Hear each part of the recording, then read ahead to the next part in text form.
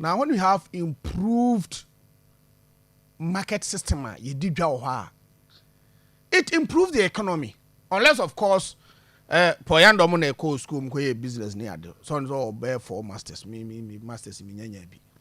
And he should be so much learned there so who so for them to poo 24-hour market no say they are not reading white. Say John Sabi Kumasi central friends KJTR market here is phase 2 no. CSC KJTR phase 2 it doesn't solve a dreadful problem or sentiment. For example, it doesn't make sense obiti aputu oja na chinchia bezo obedi dwa say yen paboa say yen tade say yen nuane na obeto agi so ba Kumasi. It doesn't make sense. It doesn't make sense. And I don't see why he's bent on saying say as I say you completely necessarily also you completely friends KJTR market phase 2 no. It makes sense. Because you completely it makes sense. But to say yeah abandon all those markets na yes no Ashanti region na Ghana fana nyina na make sure say you completely and to me it doesn't make sense. Well, sometimes I'm so Osia Dujama. Now, Obakaya Dujama this secondary school call no community day school no. Paul Yandoh mo an etianom so yesisi school asi akurase. Na mo se Dujama ya akurase na de yemfa marketing kosi wo.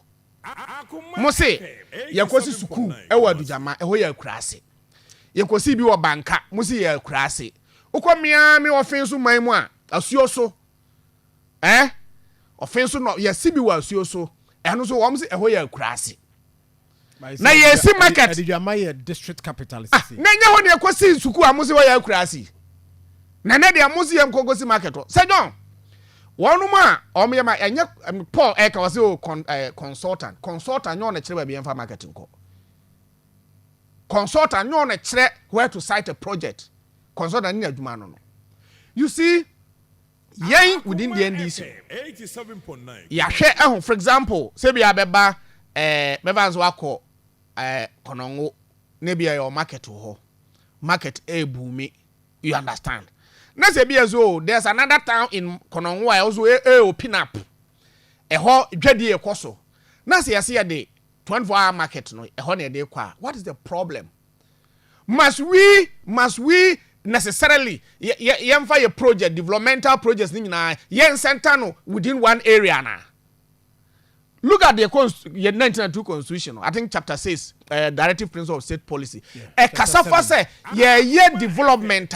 It should be spread across the length and breadth of the country. Ni enkoye yi mu say, I have one omu ye MPP for, and as I have one ANDC for, and I have one omu de asabi omu ti krom.